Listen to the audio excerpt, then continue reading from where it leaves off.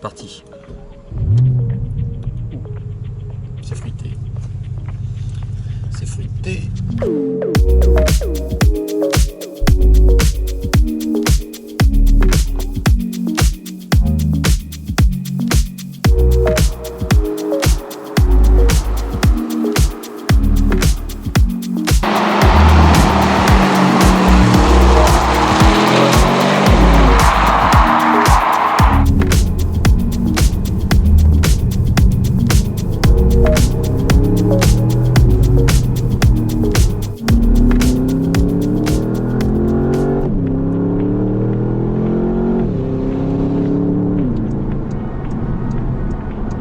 Voilà, c'est fait. Salut à tous et bienvenue au Bi-Auto, j'espère que vous allez bien et bienvenue dans la Porsche Panamera Turbo S. Ici on est dans la Turbo S. Porsche a restylé en profondeur sa Panamera, je sais ça se voit pas esthétiquement, on va en parler, il y a beaucoup de changements quand même.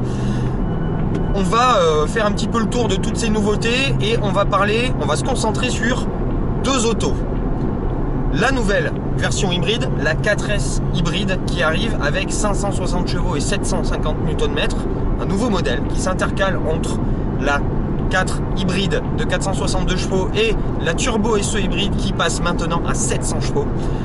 Et on va parler de cette Turbo S qui remplace la Turbo, là avec un gap de 80 chevaux supplémentaires, mais encore plus de changements. Alors, cette nouvelle Panamera, c'est plus un gros restylage. Les changements esthétiques, ils sont très simples. Le pack Sport Design passe de série avec toujours cette différenciation entre les versions et notamment cette version Turbo S dans laquelle on se trouve actuellement avec les deux feux de jour bien séparés dans la grille.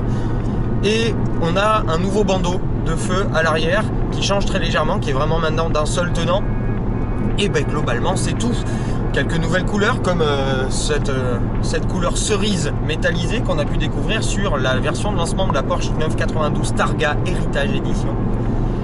Et c'est à peu près tout extérieurement.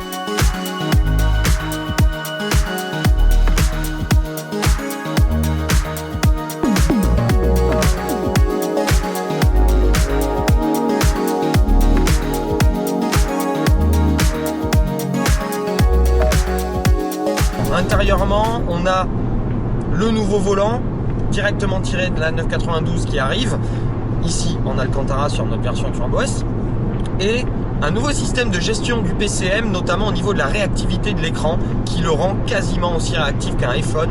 Et c'est vrai que quand un petit peu comme moi vous êtes un intégriste de l'écran tactile, j'aime pas trop ça et je trouve que l'écran tactile, plus il est réactif, mieux c'est, parce que ça évite de trop quitter la roue des yeux. Là vraiment c'est vraiment impeccable. 12,3 pouces ici. On a toujours ce tachymètre central séparé de deux écrans de 7 pouces pour singer les 5 compteurs chers à Porsche. Et globalement c'est un petit peu tout. Il n'y a pas vraiment de grandes nouveautés. Là où sont les grandes nouveautés, les grands changements de cette nouvelle Panamera, c'est techniquement.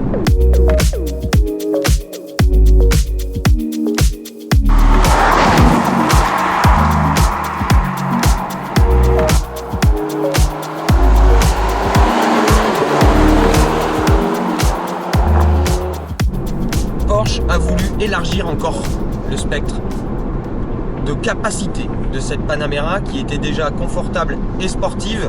Là, ils l'ont rendue encore plus confortable et encore plus sportive.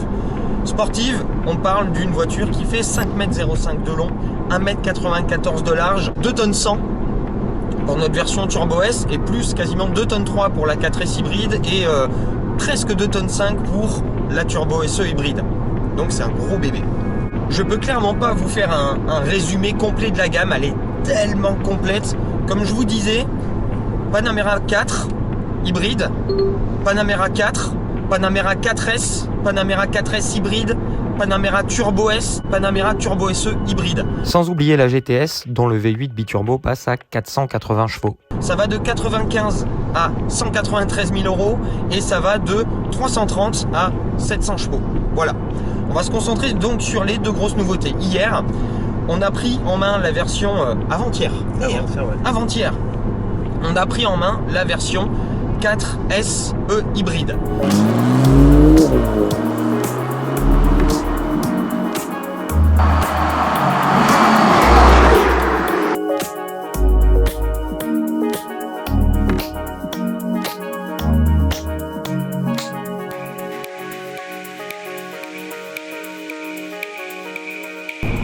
Le V6 2,9 litres biturbo de 440 chevaux accouplé au moteur électrique de 136 chevaux, ça nous donne une puissance cumulée de 560 chevaux et 700 Nm de couple. De quoi la faire pointer à 293 km/h et la faire passer de 0 à 100 en 3 secondes 7.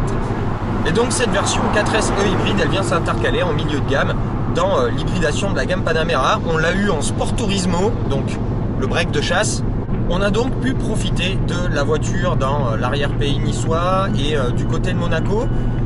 On a pu faire de l'autoroute avec, on a fait de la ville, des bouchons avec, pour profiter des qualités dynamiques et réellement dynamiques de cette nouvelle version hybride. Clairement, c'est un gros bébé, 2 tonnes 3, mais les 4 roues directrices sont là et Porsche, comme je vous disais, a travaillé en profondeur pour permettre à cette Panamera d'être de plus en plus efficace et de plus en plus confortable. C'est-à-dire que dans les modes confort, hybride ou même... Je suis désolé, je pouvais pas me retenir.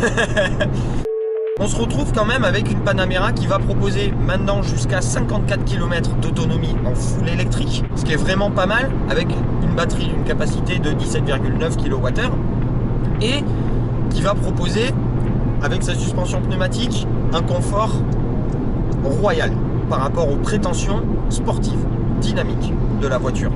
Très confortable, très bien insonorisé, double vitrage, etc. Une grosse berline, une grosse enquilleuse de kilomètres, mais avec les 4 roues directrices et les barres anti-roulis actives qui fonctionnent avec le réseau de bord de 48 volts. Dès que vous passez en mode sport, c'est incroyable. Vous vous retrouvez avec une voiture d'une agilité sans faille. Compte tenu du poids et des dimensions de la voiture, c'est vraiment bluffant d'agilité, réellement. Et dans tout ça, on a l'électrique qui vient seconder le V6 biturbo de 440 chevaux. Et là, on se retrouve avec un truc hallucinant en termes de reprise, de performance et d'agrément. Parce que l'électrique apporte son couple de suite et en termes de performance, ça va seconder parfaitement le moteur, le V6 biturbo, et vous allez vous retrouver avec des performances de fou. Et en agrément, c'est excellent. Globalement, c'est très lissé, on va dire, en termes de sensation, parce que justement, l'électrique fait en sorte qu'il n'y a absolument aucun lag, mais ça pousse fort, ça pousse longtemps, ça fait pas mal de bruit. On se demande comment Porsche arrive à homologuer ses échappements, même avec les V6, avec les FAP, etc. On a vraiment une belle sonorité et une belle personnalité à ce moteur, à cet ensemble hybride. Moi, les hybrides qui sonnent comme ça, clairement, les amis, je signe tous les jours. Et ça vous aide à apprécier cette expérience qu'est la Panamera. Vous êtes dans une Porsche, vous avez une position de conduite qui est absolument parfaite, vous pouvez vous mettre très bas dans l'auto, vous avez ce volant de 992 qui est directement repris de la 992 dans les mains, et en termes de châssis, vous avez l'impression de mener une grande 992.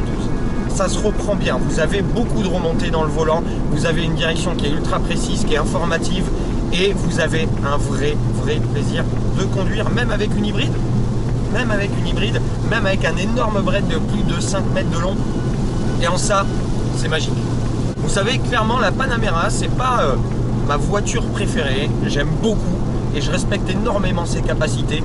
Mais là, je dois avouer qu'avec ce restylage, on sent que Porsche l'a rendu plus confortable et l'a rendu de l'autre côté complètement plus tranchante, plus sportive. Ils ont, comme je disais au début, complètement élargi le spectre de la polyvalence de cette voiture et ça lui va extrêmement bien. De plus, cette version 4S E hybride avec 560 chevaux et 3 secondes 7 du 0 à 100, merci les 750 Nm de couple, en conso on a fait 10,5 litres sur une moyenne un peu sage. Effectivement, si vous roulez un petit peu plus fort et que vous faites un peu moins attention que nous, vous allez faire du 12 litres, on va dire. Mais pour une voiture de ce poids, de cette taille et de cette puissance, c'est clairement hallucinant. Si vous n'aviez pas l'hybridation, vous seriez à 17-18 litres. Voilà, ça sert à quelque chose. Notamment si vous êtes chef d'entreprise ou si vous avez arrivé justement fiscalement à amortir la voiture. Le malus est moindre, évidemment. Donc, c'est vraiment bénef. D'un autre côté, c'est pas ma version préférée. Ma version préférée, on est dedans, ça fait 2 jours qu'on roule avec, on la remonte à Paris depuis Cannes, on a eu l'occasion de faire la route Napoléon avec, là on remonte par l'autoroute.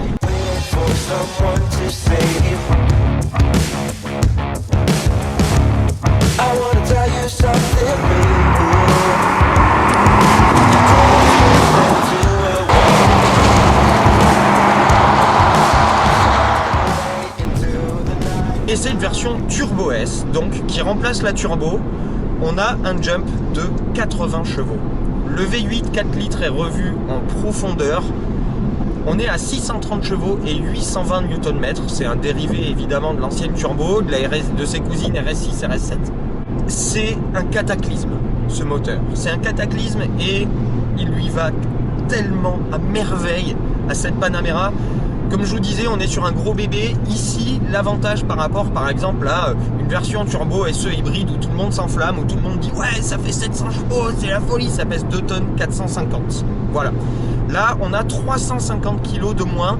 Croyez-moi, c'est cette version que je choisis par rapport à la turbo SE hybride tous les jours. La turbo SE hybride, j'ai eu l'occasion de l'essayer dans la version 680 chevaux et je trouvais que ça lissait beaucoup avec l'hybridation, la poussée, les performances. Là, pas d'hybridation, un réseau de bord 48 volts, évidemment, de la micro hybridation, mais pas de grosse batterie lourde et pas de moteur électrique qui va amener du jus tout le temps. Là, on est sur du thermique, pur et dur, et sur un des meilleurs moteurs de la production actuelle.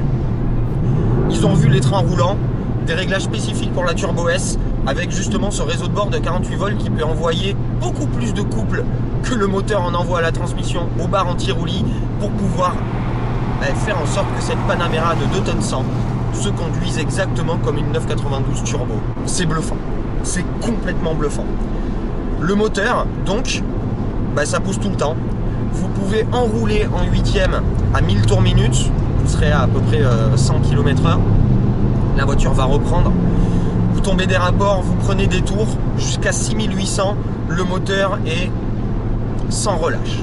Le moteur est sans relâche et c'est vraiment impressionnant. Je vais couper le régulateur, je vais ralentir, je vais tomber quelques rapports et je vais vous faire écouter ça parce que là, on est à 100 km/h, 3e, 5000 tours. Et voilà. Et si vous faites pas attention, un petit peu comme sa cousine RS6, mais là cette fois-ci encore plus violent je trouve, l'aiguille va se jeter sur le rupteur, ce moteur est une furie folle. Et là, on a le châssis qui va avec. On a clairement le châssis qui va avec. Un train avant incisif, hyper précis, avec des remontées d'infos. Vous vous mettez en mode sport ou en mode sport plus, et vous allez vous retrouver avec une voiture engageante. Engageante. C'est un mot que j'ai rarement l'occasion d'employer avec une voiture de cette taille et de ce poids. C'est engageant. Vous avez envie de la rouler. C'est une voiture qui va soit se comporter de manière très très safe avec cette 4 roues motrices, soit si vous la jetez vraiment, se décaler, bouger un petit peu, se comporter un petit peu comme une propu. Et tout ça dans l'univers Porsche, comme je vous disais, avec une position de conduite parfaite. Vous lisez la route avec les fesses, avec les épaules, en plus de vos yeux. La voiture va vous communiquer des choses, elle va vous parler. C'est incroyable d'avoir ce sentiment de conduite sportive avec une voiture qui est en termes de dimension et de poids l'équivalent d'une classe S. Et la sportivité, ça se ressent aussi dans les chiffres, avec un 0 à 100 plié en 3 secondes 1, 315 en pointe et un tour du Nürburgring en 7,21. C'est mieux qu'une Audi R8 V10+, et prenez l'info comme vous voulez, mais c'est 10 secondes de mieux qu'une Carrera GT à la grande époque.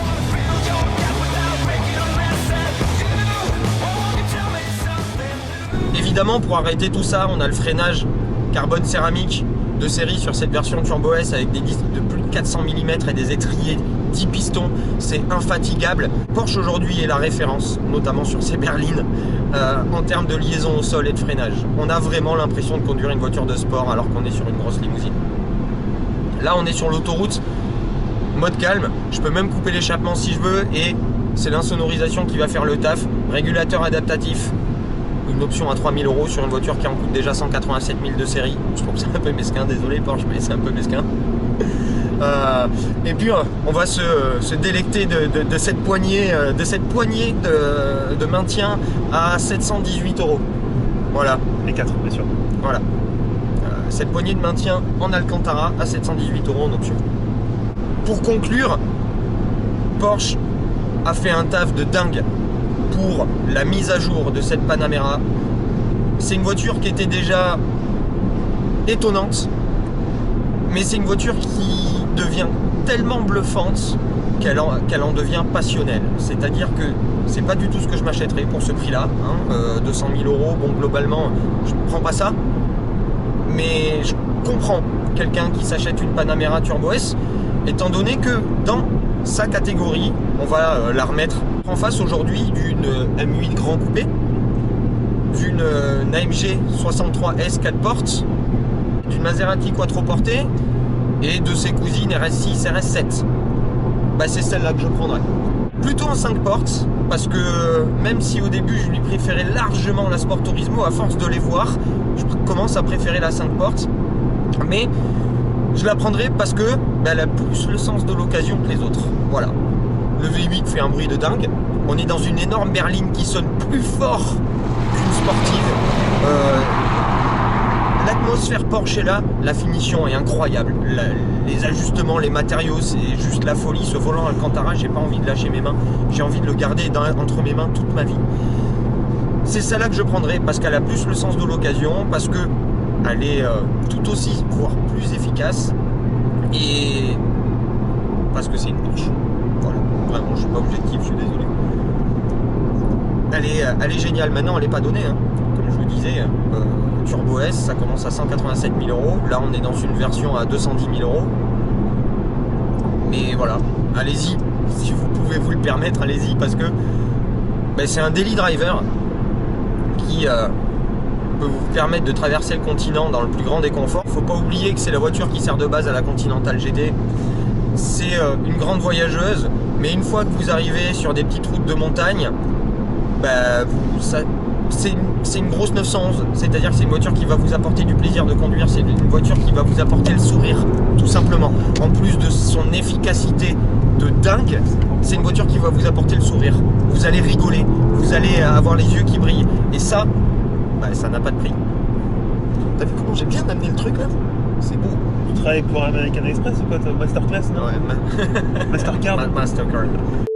Et voilà les amis, c'était le dernier essai de l'année. C'était le dernier essai de 2020, une année un petit peu spéciale. Heureusement, on a pu vous offrir des choses, j'espère, cool. On a eu quand même l'occasion de bien kiffer, de prendre des bons moments et d'essayer des autos vraiment chouettes. La voiture de l'année, n'hésitez pas à voter. C'est pour le 31 décembre l'élection, donc je vous mettrai le lien de la vidéo en description pour que vous puissiez voter pour notre voiture de l'année. Il y a déjà 2 Porsche dedans, donc on va pas intégrer cette Panamera, même si effectivement elle aurait peut-être sa place dans ce classement. Merci à vous de nous avoir supportés cette année, d'avoir supporté nos bêtises et de nous avoir donné de l'amour. On se retrouve très très vite pour 2021, qui j'espère sera une année exceptionnelle. 2021 qui nous réserve déjà beaucoup de surprises dès le mois de janvier. On commence fort, on a pas mal de choses très très cool à vous proposer. Merci à Porsche France de nous avoir offert cette belle dernière. Merci à Hugo de m'avoir accompagné et de m'avoir filmé. Bonjour. Un petit coup de main un gros coup de main même pour les images. Et puis comme je vous disais, on se retrouve très très vite pour de nouvelles aventures. D'ici là, petit pouce si vous avez aimé tout ça, abonnez-vous si ce n'est pas déjà fait. Et puis on vous souhaite une très très bonne continuation et une bonne fin de ce que vous êtes en train de faire. Ciao les amis. Sinon j'ai mangé une clémentine, j'ai les mains qui sentent super bon. C'est vrai que ça sent super bon. C'est pas désagréable. On devrait manger plus souvent de clémentine en voiture. Entièrement d'accord.